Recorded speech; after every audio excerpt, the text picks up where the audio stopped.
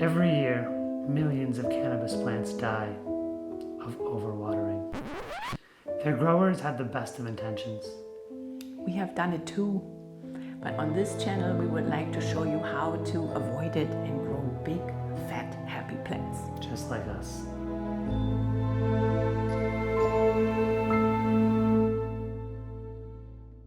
Hi, we're Damon and Zanya from Windhill Growers. We have a small cannabis business in the hinterlands of Maine. We grow organic cannabis and we extract the oil and we put it into edibles, small batch, artisanal, chocolate, Good stuff. gummies, bonbons. Yep. Yeah, and we've been doing it for quite a while, 10 years. And on this channel, we would like to share with you what we have learned from having been in the industry for that long. Also, we have tons of experience in killing plants. Totally. Our first grow was hidden behind a stone wall. Yeah, and of course, as you can imagine, there was no faucet nearby, so we had to schlep buckets of water, lots of them. But you and your plants do not have to learn it the hard way. No. We want to show you how to set up a fairly simple irrigation system that you can scale down or up depending on what your needs are. We made this drawing that shows you how you get from the golden faucet to the happy plant at the very end, and Damon, you can walk us through it. So starting off here, maybe we can talk a little bit about the water. For sure. So we have well water, which is super helpful, and it's a high quality. It's a little bit low in pH, so acidic, which the plants like just fine. If you have municipal water, you might want to get a water test. You want to know at least that you're using non-chlorinated water, because chlorine will kill your microorganisms in your soil, or if you use like a compost tea or a biological inoculant. So if you happen to have chlorine in your water, it's not a lost cause. You can still do something about it. You just have to let it sit and let the chlorine evaporate. Totally. Takes a bit longer. Now, when you look at our drawing, Damon, what is this thing under the faucet? I don't know. You drew that. I drew it. Yes, sure what that is. No, that'd be our injection mixer. So we use a lot of fish emulsion and kelp emulsion. We grow organically, so that's what we use to inject liquid fertilizer into our irrigation system. That also means though that we need a filter right afterwards, because if we don't have a filter, what happens? It's possible that there could be some particulate in something that we're feeding, and we don't want particles in the drip lines, which is the final step of the watering process. It's a very thin hose and the holes in it are very small, so it's easy to get clogged, and that would be sad. So sad. So then from the filter we're going to a manifold. Why not just one line? Why do we need more than one? I mean, we just have like a utility hose at our grow, so we can make up sprays, for example, or wash stuff off or whatever. So one line is the irrigation system, and the other is the hose. Hose. Now, okay, let's follow the line here, and then we get to what looks like a clock. What is it? Yeah, so that's going to be our irrigation timer. We have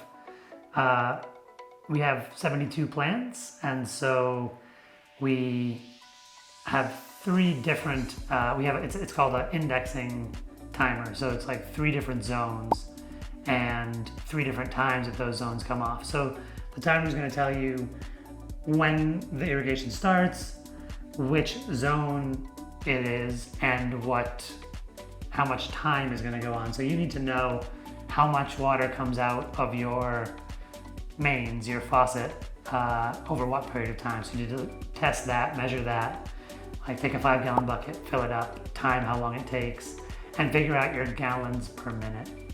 Also, figure out how much water your plants actually need. Ours currently, I'm going to tell you this in liters because I'm from Germany, get 18 liters per day because it's the summer and it's hot. But if you did that to a plant in a tiny pot, you would go back to square one with killing your plants from overwatering. So you need to figure out what the field capacity of your soil is. Field capacity is the quality of soil that's not too moist and not too dry. So how do we test it usually? So we basically you take a handful of your soil and you'll squeeze it in your hand, and when you open your hand up, you want to see that it holds together. It shouldn't be crumbly. If it's crumbly, it's too dry. And if when you squeeze it, you get water dripping out of your hand, then it's too wet. So you want to find the happy medium. We use field capacity a lot for a lot of the different techniques we use, so it is an important part of it. Yeah, it's a little bit like making a dough. You know, like you don't want it to stick to your hand, but you also don't want it to be crumbly. And it's for all the bakers out there, that might be a good trick. If you're a baker and a cannabis farmer, you're gonna love this. Yeah, pot brownies comes to my mind. So from the timer, we're going to 1/2-inch hoses, and 1/2 inch is what we used last year in our grow last year. This year we moved to 3/4 inch because it just wasn't doing the thing. Totally. It was basically we weren't getting sufficient flow, and that was causing some unevenness between the beds. So we needed greater flow capacity, so we went to a 3/4 inch main. Because the plants at the very end, they didn't get what they were deserving to get. As much, yeah. Yes. Totally. From the 1/2-inch hose, it moves on to a 1/4-inch hose, which is the little hose that goes kind of directly into your pot or into your box, whatever it is that you grow in. And then we're already there at our target, right? Right. We're using a 1/4 inch distribution line and then a 1/4 inch drip line. And this year we went to a pressure compensated drip line, which is another factor to ensure that we are getting even watering to every plant, and there's no discrepancy of pressure causing different amounts of water to come out. One word maybe again on the zones. So we, with the number of plants that we have, we decided to do 3 zones, but if you have less plants, you don't have to go there.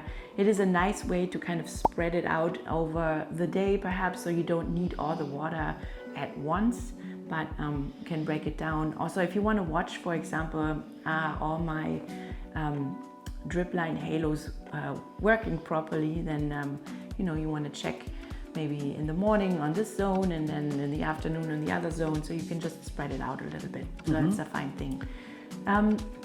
It's worth checking on your irrigation system periodically to make sure that the lines don't pop off, or there can be various problems with it. Some people recommend like a hand watering once a week. It can be a nice, make sure you're still getting, still enjoying some time with your plants, basically. Yes. You don't want to totally automate it all, but that actually leads to the next thing. When is this a good idea? Like, when is it overkill? You don't want an irrigation system if you have one plant, probably. So what do you recommend, David? When would you say this is the way to go? I mean, it depends. I think it depends on the individual. Obviously, as you get bigger plants, they need more water. You have more plants, they need more watering time, so it can get to be a lot of time. If you have just a small grow, you can certainly hand water it. Depends how far you are from your faucet, or your hose. But it's not a bad idea for any grow really, because it's you're setting up a system and then the system takes care of the plant. So it's never a bad idea. If you have 2 or 3 small plants on your front porch, you can probably just use a watering can. But it's pretty nice. It definitely will repay your time in a single season. Yeah. Also, if you don't want to ask people, like let's say you want to go on a summer vacation, then the system is going to be there for you, and you don't need to ask your neighbors to water your illegal plants. Well, I think in Maine they're legal anyway. In Maine they are. Depends where you're watching this video. Yeah. We don't condone illegal behavior. Let's talk a little bit about the problem of over and under watering, because when you look at the plant, it usually looks like really sad, like sagging leaves and branches, and it's easy to think, oh my God, this plant is thirsty, I want to water it some more. But it might actually be the opposite, and it has very wet feet and doesn't like it at all. Like, what is your method, Damon, to you see a plant, you see the body, the body language. What do? Yeah, I mean, so if your plant's in a pot, you can lift the pot, right? And you should be able to tell, especially if you do this regularly, if your plant is overwatered, it's going to be super heavy, and if your plant is dry, it'll be light.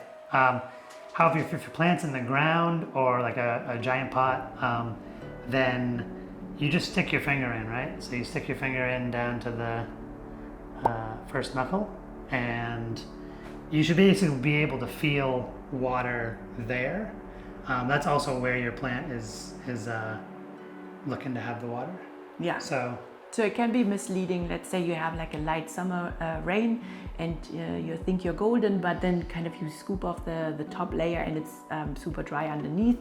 That's why you gotta dig in a little bit. Or even more often, your soil on a hot summer day will appear to be dry, but then if your plant is well watered, you're gonna have moisture a couple inches down and be able to feel that. Yeah.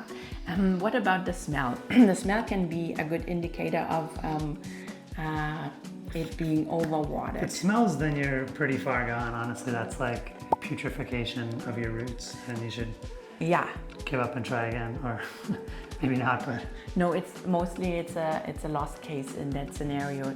It's anaerobic bacteria that love these conditions, and roots need air. Roots need air. Plants don't like wet feet. So those are some of the reasons that you might consider automating your irrigation system. It's going to save you a lot of time for most people. It's much more environmentally friendly because you're using less water. The water is given directly at the place where the plant needs it, so you're not evaporating a lot of water off. And it's more consistent. And plants like consistency, just like children, you know? Me too. If you like what you just saw, then please support us by subscribing, also sharing it with other grow friends of yours. This is a pretty young channel, and we really need your support to be able to continue doing this for you. To grow and thrive like your plants. Like your plants. When you take our advice. So please subscribe and like and ring the bell and do all that stuff.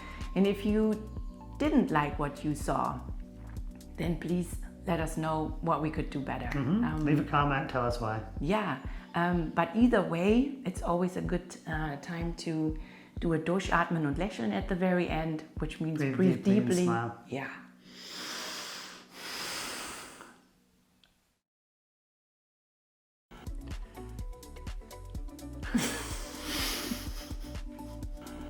Every year, millions of cannabis plants die of overwatering. Noch ein Satz. Ist egal, ist wunderbar, können wir einen Schnitt machen. And we made this drawing, this fantastic. It is fantastic. It is fantastic.